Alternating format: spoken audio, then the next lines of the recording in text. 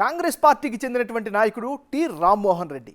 మరి రామ్మోహన్ రెడ్డికి రానున్న ఎన్నికల్లో కలిసి వచ్చేటటువంటి అంశాలు ఏమిటి?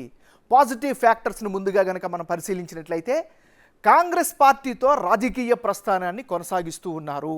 ఇది ఇప్పుడున్నటువంటి పరిస్థితుల్లో ప్లస్ అయ్యే అంశం. ఇక 2014లో ఎమ్మెల్యేగా విజయం సాధిస్తూ తనకంటూ ఒక ఇమేజ్ని ఏర్పాటు చేసుకున్నారు. నెక్స్ట్ గ్రౌండ్లో క్షేత్రస్థాయిలో పార్టీతో పాటు ప్రజల మధ్య చురుగ్గా ఉంటారు అనేటటువంటి అభిప్రాయం కూడా నియోజకవర్గంలో కనిపిస్తుంది.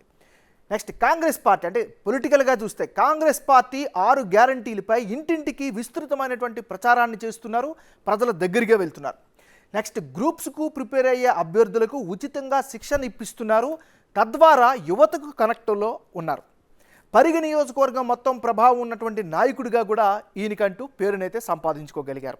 నెక్స్ట్ ఎమ్మెల్యేగా పనిచేస్తున్నప్పుడు అధికార పార్టీ అభివృద్ధికి అడ్డుపడటం, ఇవన్నీ కూడా ఆయనకి పాజిటివ్ ఫ్యాక్టర్స్గా చెప్పుకోవచ్చు. నెక్స్ట్ సిట్టింగ్ ఎమ్మెల్యే మహేష్ రెడ్డికి బలమైన ప్రత్యర్థి కావడం కూడా ఈయనకి ఒక అనుకూలమైన అంశం. ఏదేమైనప్పటికీ కూడా ఏ నాయకుడైతే ప్రజల మధ్యన ప్రజలతో ఉంటారో ఖచ్చితంగా ప్రజలతో వాళ్ళకి సత్సంబంధాలు అయితే ఏర్పడతాయి.